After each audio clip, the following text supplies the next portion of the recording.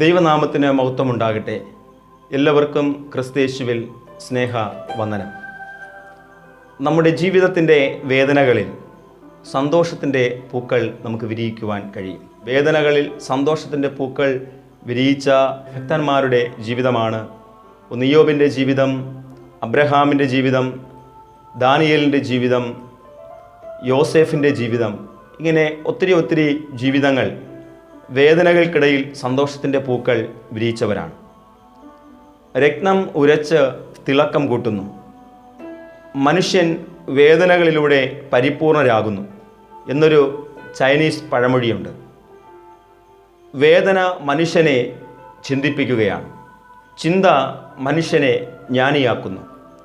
ജ്ഞാനം ജീവിക്കാൻ ശക്തി നൽകുന്നു എന്ന് ജോൺ പാട്രിയാർക്ക് പറഞ്ഞിട്ടുണ്ട്.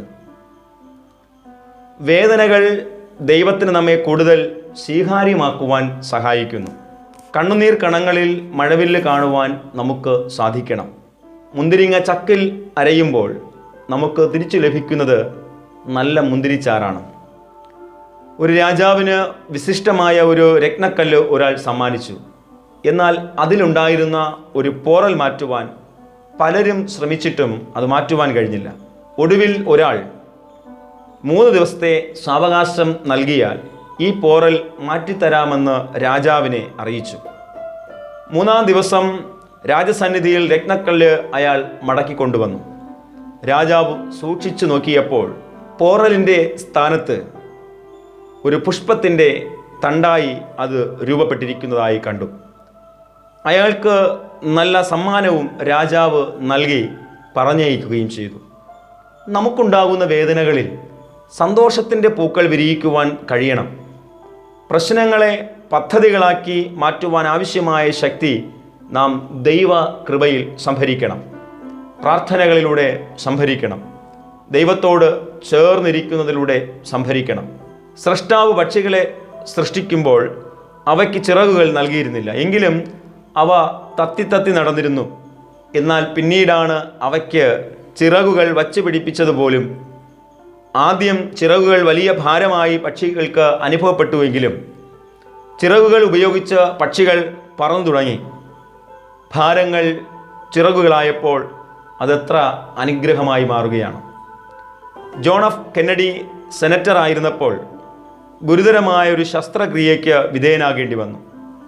6 മാസം ആശുപത്രി കിടക്കയിൽ കിടക്കേണ്ടി വന്ന സമയങ്ങളിൽ ധാരാളം പുസ്തകങ്ങൾ വായിച്ചുവെന്നും കിടക്കയിൽ വച്ചു തന്നെ മറ്റൊരുവൻ്റെ സഹായത്താൽ രചിച്ച പ്രൊഫൈൽസ് ഇൻ കറേജ്, ധീരതയുടെ രൂപരേഖ എന്ന പുസ്തകം ഏറ്റവും അധികം അത് വിറ്റഴിഞ്ഞ ഒരു പുസ്തകമാണ്. പരാജയങ്ങളെ ഓർത്ത് ബുദ്ധിമാന്മാർ വിലപിക്കാറില്ല, മറിച്ച് അവയ്ക്കുള്ള പരിഹാരങ്ങൾ അവർ ശരിയായി ആലോചിക്കുമെന്ന് ഷേക്സ്പിയർ രേഖപ്പെടുത്തിയിട്ടുണ്ട്.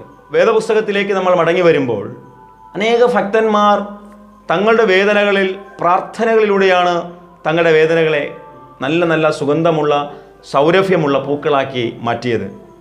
ജീവിതത്തിൻ്റെ അങ്ങേറ്റം വേദനകളിൽ കടന്നുപോയവരുണ്ട്. ഇനി തിരിച്ചു വരാൻ കഴിയില്ല എന്ന തരത്തിലുള്ള വേദനകളിൽ ആണ്ടുപോയവരും ജീവിതത്തിൽ സന്തോഷത്തിൻ്റെ പൂക്കൾ വിരിയിച്ചവരാണ്. നെപ്പോളിയൻ യുദ്ധത്തിൽ ഏർപ്പെട്ടിരുന്ന കാലം തൻ്റെ സൈന്യത്തെ ഒരു കൂടാരത്തിലിരുന്ന് അദ്ദേഹം നയിക്കുകയാണ്. പെട്ടെന്ന് ശത്രു പീരങ്കിയിൽ നിന്നും ഒരു വെടിയുണ്ട നെപ്പോളിയൻ്റെ കൂടാരത്തിൽ പതിച്ചു. മണ്ണ് ഇളകി താൻ എഴുതിയ കടലാസിൽ വീണു. അപ്പോൾ നെപ്പോളിയൻ പറയുകയാണ്, എൻ്റെ ശത്രുക്കൾക്ക് നന്ദി, കടലാസിലെ മഷി വേഗം ഉണങ്ങുവാൻ ആ മണ്ണ് വീണത് സഹായകമായി. ജീവിതത്തിലുണ്ടാകുന്ന ബുദ്ധിമുട്ടുകളെയും പ്രയാസങ്ങളെയും ഈ മനോഭാവത്തിൽ കാണുവാൻ നമുക്ക് കഴിയണം. പ്രതിസന്ധികളെയും പ്രശ്നങ്ങളെയും നന്മയ്ക്കായി ഉപയോഗിക്കുവാൻ സാധിക്കുന്നത് എങ്ങനെയാണ്? നാം അവയെ അതിജീവിക്കുന്ന മനോഭാവമാണ്. അവയെ എങ്ങനെ അതിജീവിക്കാൻ കഴിയും? പ്രശ്നങ്ങളുടെ മുമ്പിൽ ഓടി ഒളിക്കാതെ ദൈവസമക്ഷത്തിരുന്ന് മുഴങ്കാലുകളെ മടക്കി കഠിനമായി ദൈവത്തോട് നമ്മൾ പ്രാർത്ഥിക്കുമ്പോൾ, നിരന്തര സമ്പർക്കം പുലർത്തുമ്പോൾ, തൻ്റെ ഭക്തന്മാരുടെ നിലവിളിക്ക് യഹോവയുടെ ചെവി തുറന്നിരിക്കുന്നുവെന്നുള്ളതാണ്. തൻ്റെ ഭക്തന്മാരുടെ കണ്ണുനീർ തുരുത്തിയിലാക്കി അതിന് വലിയൊരു പ്രതിഫലം നൽകുമെന്ന് വേദപുസ്തകം പഠിപ്പിക്കുന്നു. ഭക്തൻ തന്നെ പാടുകയാണ്, കണ്ണീര് വീണാലും ഒപ്പിയെടുത്ത് തുരുത്തിയിലാക്കുന്ന ദൈവമുണ്ട്. തുരുത്തി നിറയുമ്പോൾ അളന്നെടുത്ത് അനുഗ്രഹമേറുന്ന ഒരു ദൈവം ഉണ്ട്. ഈ ഒരു വിശ്വാസ ജീവിതത്തിൽ നമ്മൾ മുന്നേറുമ്പോൾ നമ്മുടെ കഠിനമായ വേദനകളൊക്കെയും സന്തോഷത്തിൻ്റെ പൂക്കളായി മാറ്റുവാൻ നമുക്ക് സാധിക്കും. അതിന് ദൈവത്തിൻ്റെ സഹായം നമുക്ക് ആവശ്യമാണ്. ദൈവം നമ്മോട് കൂടെ ഉണ്ടാകണം. ദൈവത്തെ നമ്മുടെ കൂടെ നിർത്തണം, മാറ്റി നിർത്തുകയല്ല, കൂടെ നിർത്തണം. രണ്ടാളുകൾ ജയിലിൽ കിടക്കുന്നു. ജയിലിൻ്റെ ഇടിഞ്ഞു പൊളിഞ്ഞ തറയിലെ മണ്ണ് നോക്കി ശപിച്ചുകൊണ്ട് ഒരുവൻ കഴിയുമ്പോൾ മറ്റൊരുവൻ ഇരുമ്പഴികൾക്കുള്ളിലൂടെ ആകാശത്തിൻ്റെ അനന്തതയിലേക്ക് നോക്കി നക്ഷത്രങ്ങൾ കണ്ട് പ്രചോദനം ഉൾക്കൊള്ളുകയാണ്. രണ്ടുപേരും കിടക്കുന്നത് ഒരേ സാഹചര്യത്തിലാണ്. ജീവിതത്തിൽ അഭിമുഖീകരിക്കുന്ന ദുരന്തങ്ങൾ നമ്മെ തളർത്തുവാൻ അനുവദിക്കാതെ അത് നമ്മെ ഉന്നതരാക്കുവാൻ സഹായിക്കണം. പ്രിയമുള്ളവരെ, നമ്മുടെ ജീവിതത്തിൻ്റെ ദർശനങ്ങൾ നമുക്ക് നന്നാക്കിയെടുക്കുവാൻ കഴിയുമ്പോഴാണ് നമ്മുടെ ജീവിതം ഏറ്റവും അർത്ഥവും ശക്തിയുമായി മാറുന്നത്. അലക്സാണ്ടർ ചക്രവർത്തിയുടെ പിതാവ് ഫിലിപ്പ് ചക്രവർത്തി മകനെ ഗ്രീസിലെ പബ്ലിക് സ്കൂളിൽ ചേർത്ത് പഠിപ്പിച്ചു. അവിടെ കർക്കശമായ പരിശീലനമായിരുന്നു അവിടെ ഉണ്ടായിരുന്നത്. പഠനം പൂർത്തിയാക്കുന്നവർ ഒരു പ്രത്യേക പരീക്ഷണത്തിന് വിധേയരാകുകയും ചെയ്യണം. പിതാവും മാതാവും പരീക്ഷണം കാണുന്നതിനായി സ്കൂളിലെത്തി. ഒരു ഇരുമ്പ് അരി പഠിപ്പിച്ചിട്ട ശേഷം ആ ചൂടത്ത് ചട്ടി വിദ്യാർത്ഥികൾ കയ്യിൽ പിടിക്കണം. കൽക്കരി പൊട്ടിത്തെറിച്ച് അലക്സാണ്ടറുടെ കയ്യിൽ വീണു. ആർദ്രവതിയായ മാതാവ് സഹായിക്കുവാൻ നടന്നെടുത്തു. ചക്രവർത്തി അത് തടയുകയാണ്. എന്തിനു നീ വേദനിക്കണം? ഈ വേദനകളിലൂടെ ഞാൻ അവനെ ശക്തനാക്കി വളർത്തുവാനാണ് ആഗ്രഹിക്കുന്നത്.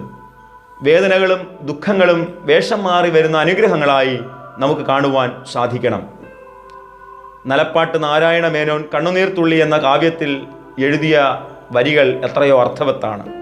ഉരുക്കിടുന്നു മിഴിനാരിലിട്ടു മുക്കുന്നുമുറ്റും ഭുവനൈക ശില്പി മനുഷ്യഹൃത്താം കനകത്തെ ഏതോ പണിത്തരത്തിനുപയുക്തമാക്കുവാൻ.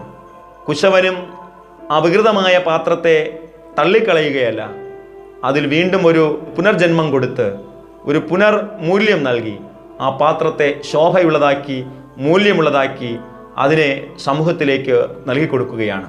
മറ്റുള്ളവർക്ക് ഉപയോഗിക്കുവാൻ തരത്തിലുള്ളൊരു പാത്രമാക്കി മാറ്റിക്കൊടുക്കുകയാണ്. അതുതന്നെയാണ് ദാവീദ് പറയുന്നത്. 119 സങ്കീർത്തനം 54 വാക്യത്തിൽ പറയുന്നു, എൻ്റെ ജീവിതം പുകയത്ത് വെച്ച തുരുത്തി പോലെ, വെയിലത്ത് വെച്ച തുരുത്തി പോലെയാകുന്നു.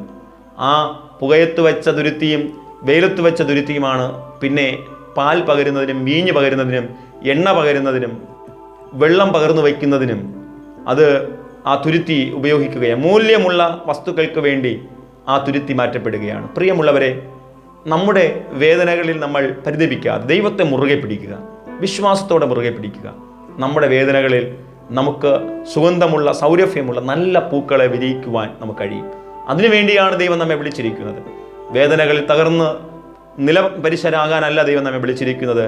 വേദനകളിൽ ദൈവത്തിൻ്റെ മുഖം നമുക്ക് കാണാൻ കഴിയണം. എങ്ങനെ കാണാൻ കഴിയും? നമ്മുടെ പ്രാർത്ഥന ജീവിതമാണ്, ദൈവത്തോടുള്ള അടുപ്പമാണ്, സംസർഗമാണ്.